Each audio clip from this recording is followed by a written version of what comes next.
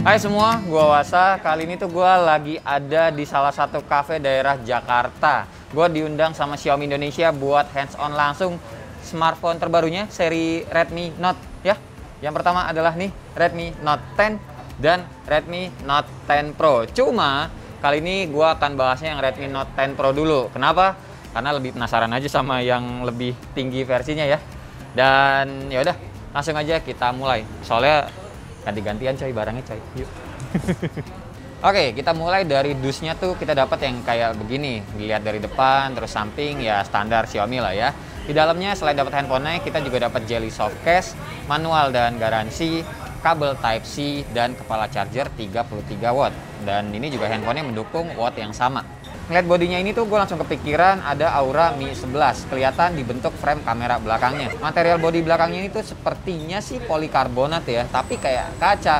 Awah, cari tahu sendiri aja pokoknya. Dan depannya ini tuh pakai kaca Corning Gorilla Glass 5. Kamera belakangnya ini tuh ada 4 lensa, 108 megapiksel lensa utamanya, terus ada 8 megapiksel lensa ultra wide, 5 megapiksel lensa makro, serta 2 megapiksel depth sensor. By the way, ini juga ada tulisannya ya, ultra premium. Anjay, premium coy. Buat interface bodinya, di sebelah atas ada jack audio, lubang speaker, mic, dan infrared blaster. Di sebelah kanan ada tombol volume dan power nyatu sama fingerprint. Cuma ini menonjol ya, biasanya kan kalau ya nyatu sama tombol fingerprint tuh suka mendelep gitu loh. Di sebelah kiri ada slot SIM card yang dedicated, bisa dual nano SIM sama satu micro SD barengan.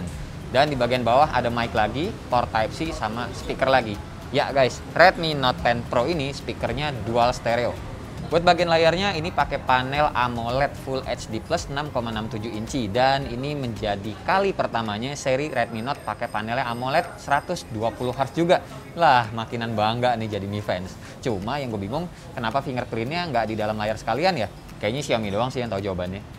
Kamera depannya juga punya punch hole yang bisa dibilang kecil loh ini tuh, dengan kamera 16 megapiksel di dalamnya, serta perekaman videonya maksimal Full HD 30 fps. Xiaomi Redmi Note 10 Pro ini tuh pakai prosesor Snapdragon 732G yang masih 4G ya, dan buat memorinya yang masuk ke Indonesia itu ada RAM 6GB 64GB dan RAM 8GB 128GB storage-nya. Buat baterainya sendiri 5020 mAh, jadi cuma beda 20 ampere aja sama Redmi Note 10 biasa.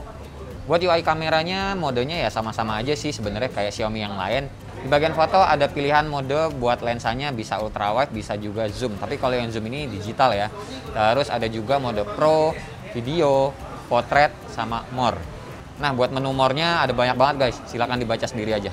Sisi perekaman videonya, lensa utamanya tuh bisa ngerekam maksimal 4K 30 fps. Kalau mau 60 fps, mentok cuma di Full HD aja, standar lah ya.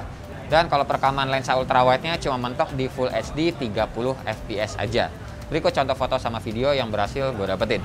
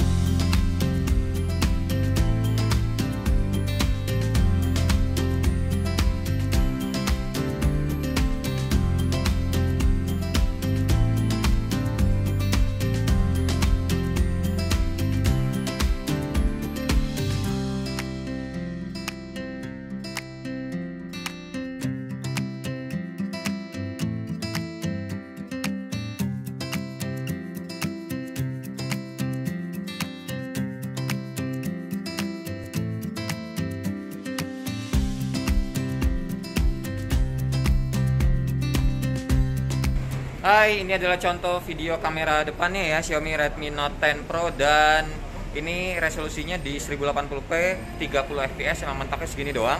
Udah gua aktifin juga image stabilization-nya tadi yang di setting, teman-teman udah lihat. Jadi ya silahkan dinilai sendiri bagus atau enggak. Harusnya sih bagus. Harga segini loh. Harga segini loh. Lumayan lah ini buat teman-teman kalau misalkan make buat ngevlog. Ya, sekarang kita pindah ke kamera belakangnya. Nah, kalau yang ini 1080p 30 fps. Kenapa gue pilih yang 30 fps? Karena kalau yang 60 fps stabilization ya. Stabilizationnya kurang efektif, jadi lebih efektif di 30 fps aja. Dan teman-teman bisa lihat sendiri, ini gue jalan kaki biasa tuh ya, seperti ini. Bagus sih ya kan. Nah ini tuh nggak bisa ke lensa ultrawide langsung ya, jadi harus di stop dulu. Ini gue mau masuk lagi ke dalam, cuma pakai lensa ultrawide ya. Nah kalau yang ini contoh lensa ultrawide nya, gue masih berdiri di tempat yang sama tadi. Tuh sekarang sepatu gue jadi lebih jauh ya. Kalau tadi yang lensa standar kan lebih dekat. Sekarang gue jalan masuk ke dalam. Dari previewnya sih gue ngeliatnya bagus ini. Nggak ada, maksudnya ya stabilization. Lumayan berguna juga di lensa ultrawide. Oke, segini aja contoh videonya ya guys. Dan ya udah, paling segini aja impresi pertama gua untuk Xiaomi Redmi Note 10 Pro ya. Semoga teman-teman juga udah ada bayangan juga kayak gimana performanya si smartphone ini. Dengan harga 3 jutaan menurut gua ini worth it banget sih. Dan semoga pokoknya dari gua, semoganya yang banyak pokoknya produknya tidak goib. Dan makasih banget pokoknya buat teman-teman yang udah nonton dari awal sampai akhir. Dan seperti biasa, nggak usah di like, nggak usah di share, dan nggak usah juga di subscribe channel ini kalau tidak bermanfaat. Tapi kalau bermanfaat ya silahkan share juga dong ya ke teman-teman, siapa tahu nambah pahala. Sampai ketemu di video selanjutnya. Bye bye, cheers.